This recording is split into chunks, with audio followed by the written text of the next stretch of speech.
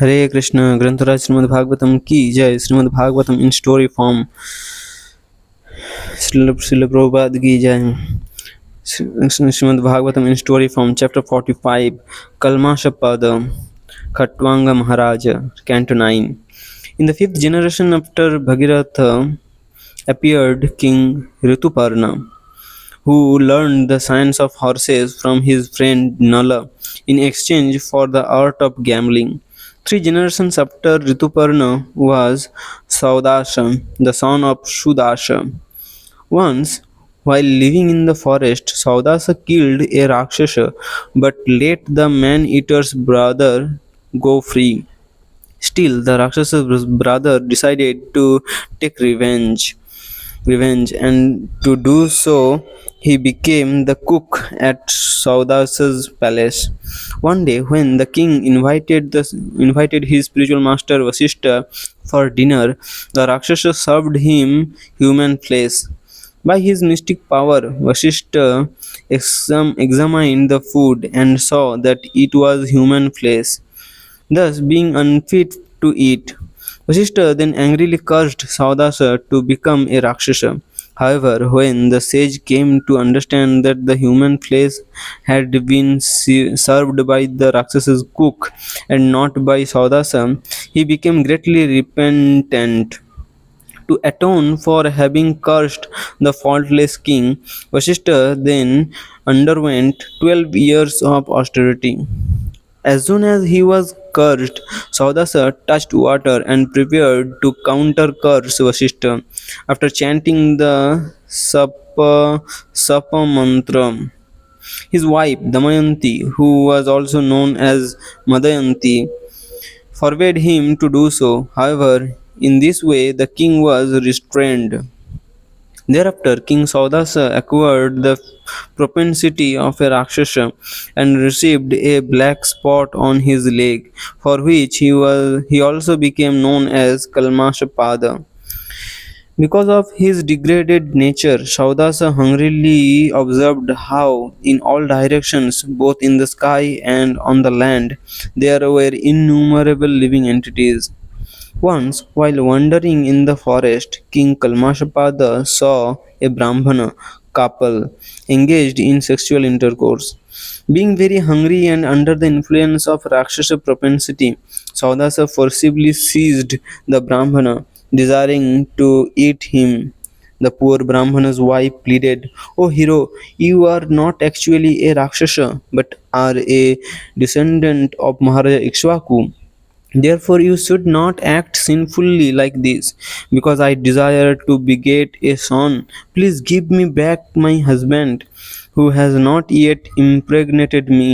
This Brahmana, who is highly qualified, is engaged in performing austerities and worshipping the Supreme Personality of Godhead, who lives in everyone's heart. My lord, you are aware of religious principles. Just as a son does not deserve to be killed by his father, so this Brahmana should be protected by a saintly king like you and never killed. Indeed, the killing of this Brahmana would be as sinful as the destruction of an embryo within the womb, or the slaughter of a cow. O king, without my husband, I cannot live for even a moment. If you insist on devouring him, then you should first eat me, for without my husband, I am no better than a dead body. Even though the poor woman spoke so pitiably, due to Vasishtha's curse, Saudasa remained unmoved and proceeded to devour the Brahmana just as a tiger eats its prey. After seeing how her husband had been mercilessly eaten, the chaste wife angrily cursed King Saudasa. "O foolish, sinful person, because you have devoured my husband at a time when I was sexually inclined, I shall also see you die as soon as you attempt to discharge semen in your wife." After saying this, the Brahmana's wife set fire to her husband's remains and then entered the flames, desiring to follow him to his destination. Finally, after 12 years, King Saudasa became released from Vasishta's curse, and at that time he wanted to unite with his wife Madayanti in sexual intercourse. The queen reminded him of the Brahmani's curse, however, and thus he restrained himself from further sex. Indeed, King Saudasa gave up then and there all aspiration to enjoy the happiness of sexual intercourse in this life, and as a result, he remained without a son. Therefore, later on, with King Saudasa's permission, Vasishta was invited to beget a child in the womb of Madayanti.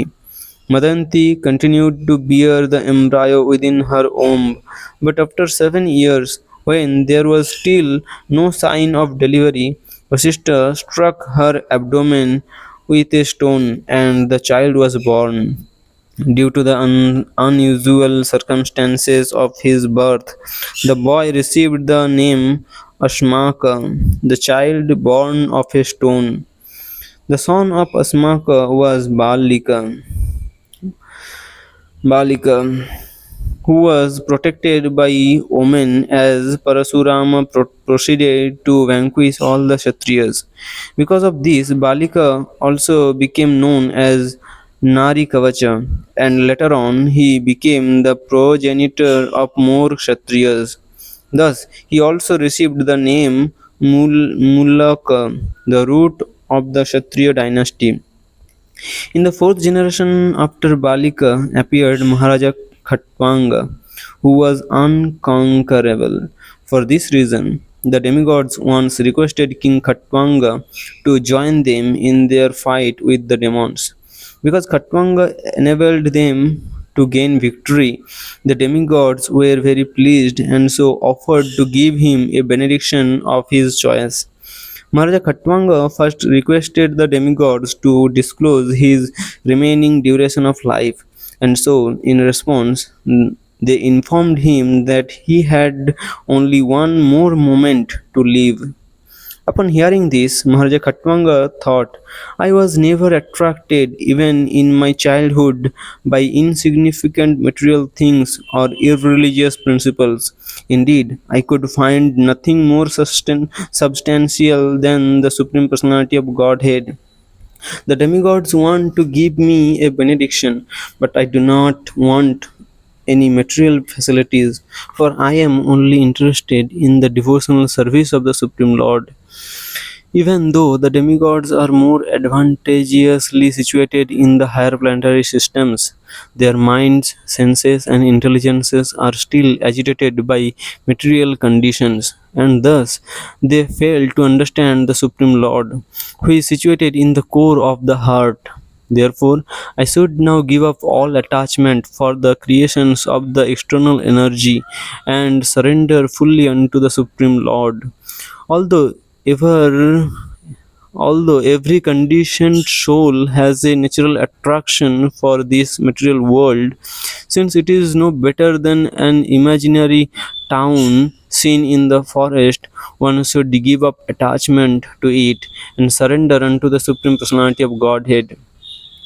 After coming to this conclusion, Maharaja Khatwanga immediately left the heavenly planets by airplane and returned home so that he could fully engage in rendering devotional service unto the Supreme Lord.